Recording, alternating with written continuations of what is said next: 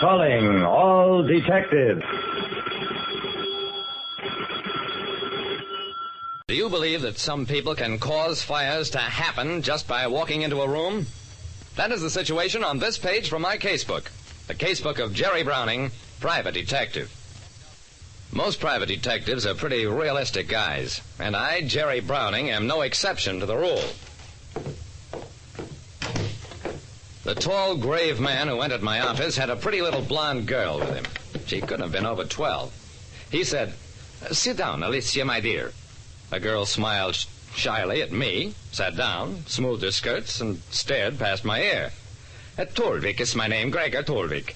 Mr. Browning, how do you feel about poltergeists?" I thought about that for a few seconds.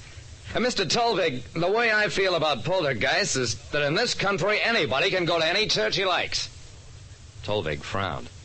"I'm afraid you don't understand. A poltergeist is a ghost which generally attaches itself to a young girl, making her the cause of inexplicable phenomena, as, for example, fires." I leaned back and laughed. "Oh, Mr. Torvik, this I don't believe." Torvik nodded gravely. "So, then how do you account for the fact that the wallpaper behind you is on fire?" I jumped up so fast I knocked over my chair. Behind me, the wall was on fire. Another tongue of flame suddenly appeared on my desktop, and across the room, a chair standing all by itself burst into flames. "Hey, get her out of here!"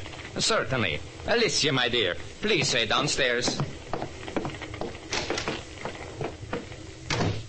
A few seconds after the door closed behind the girl, all the flames flicked out. Oh. "Now, Mr. Browning, shall we discuss poltergeists?" When I doubted the existence of poltergeists, ghosts who cause fires to happen, I got a practical demonstration right in my own office. "Okay, Mr. Torvik, now that I know what a poltergeist is, what do you expect me to do about it?" "These phenomena originate in the psyche, Mr. Browning. Alicia, my niece, has had an emotional disturbance of some kind. I believe that if you investigate and learn the source of her upset, these disturbing external events will cease." Torvik and I looked at each other. Then I dashed to the window. Across the street was a loft building. Flames were shooting out of its upstairs windows. And down in the street was little Alicia, gazing up at the fire with girlish interest.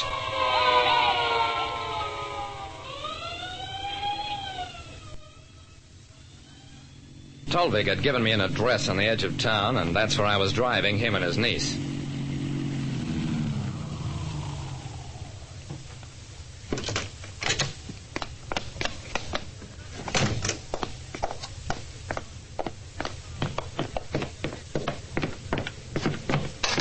As he put the key into the lock, Torvik explained, "I'm sorry, but we have difficulty retaining help.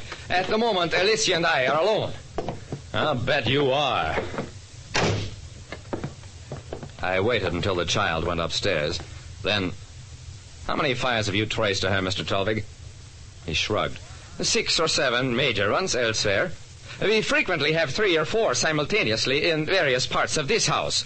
They rarely do much damage." I thought about the fire I'd seen across the street from my office. Flames hadn't done much damage there either, but water and chopping into walls just about wrecked the building. Torvik took a sheet of paper from a desk drawer. "Here's a list of Alicia's friends, the schools to which she has gone. Her parents died 2 years ago. I am a sole guardian. I think if you start your investigation with the names on this list, you may uncover information of value."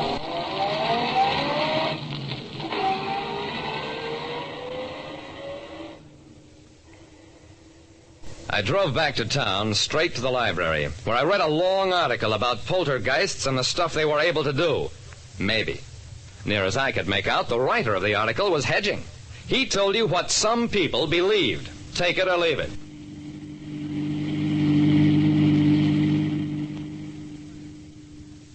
From the library, I went on to the fire commissioner, found him plenty hot under the collar. "That fire today was incendiary, Browning, and just as soon as I get a bit more evidence, I'll put the building owner under arrest." "Commissioner, have you ever heard of poltergeists?" "Browning, I got a rule. I don't talk politics with anybody. Now get out of here."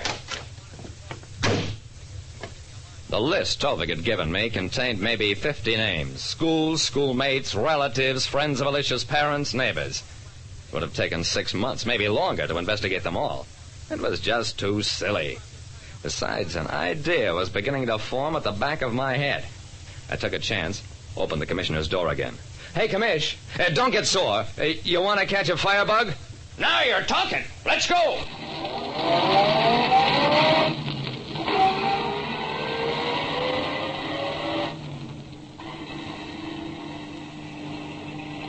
On the way out to the Tolvig house, I gave the commissioner a briefing on poltergeists and what I intended to do about them. He listened gravely. Then, It's a bit irregular, Browning, but I'll take a chance.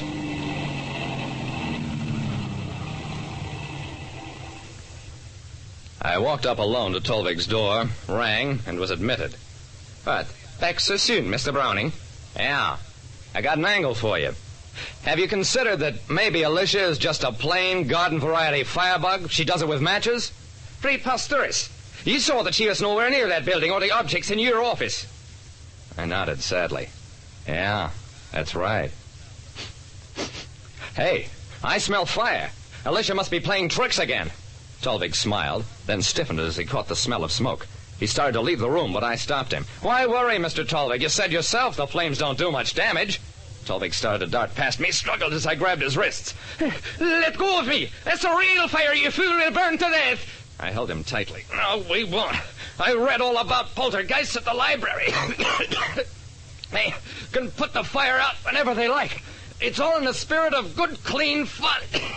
By now, the room was full of smoke. Tolvig stopped struggling in my grip. All right, you win. I set those fires. Now, for heaven's sake, hold Alicia and let's get out of here. This house is on fire. That's about all there was to it.